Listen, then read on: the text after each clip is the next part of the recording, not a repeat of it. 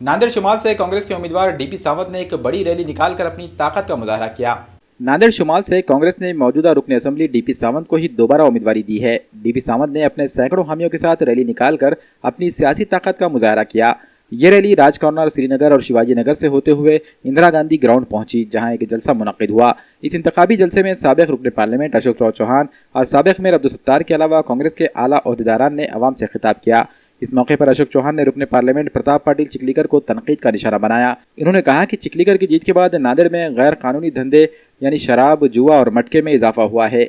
वहीं नांदेड़ में ताजिरों, डॉक्टरों और सियासी लीडरान के अलावा ट्यूशन क्लासेस के मालिकान को भी पैसों के लिए बंदूक बरदार धमकियां दे रहे हैं। जलसे से डीपी सावंत ने खिताब करते हुए नांदेड़ शुमाल के वोटरों से कांग्रेस के हक में रायदही करने की अपील की। माझा रोग प्रशासनावर आहे। जे गृह विभाग मुख्यमंत्र्यांच्या अखत्यारीत आहे, आपल्या शहरामध्ये खुलेआम घोड्या जाळल्या जात आहेत, आपल्या शहरामध्ये अवैध धंदे सुरू आहेत, सगळे खुलेआम आहे। मुख्यमंत्र्यांचं नियंत्रण या खात्यावर या प्रशासनावर आहे की नाही हा खरा प्रश्न आणि ते वास्तव आहे ना। म्हणजे माझ्या एका नगरपालिकेच्या सदस्याच्या वडिलावर गोळ्या झाडल्या जातात आणि खंडणी मागली जाते। तो मुंबईमध्ये ॲडमिट आहे। एक नाही अनेक उदाहरणं आज शहरामध्ये आहेत, पण अजूनही काहीच दिसत नाही।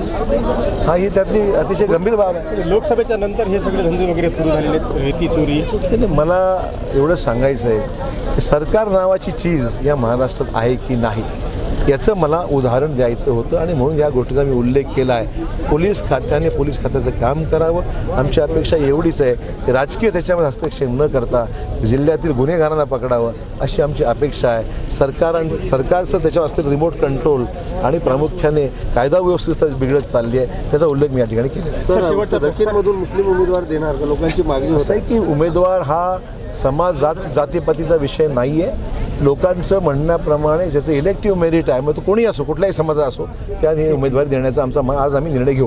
भाजपचे जे प्रमुख स्वतःला इथं नेते मानतात त्यांना त्यांच्या मुलाचं तिकीट आणता आलं नाही, काय म्हणा?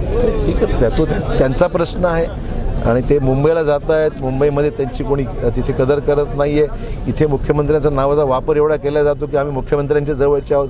हे आता स्पष्ट झालं आहे काय परिस्थिती आहे। थँक्यू। ओके।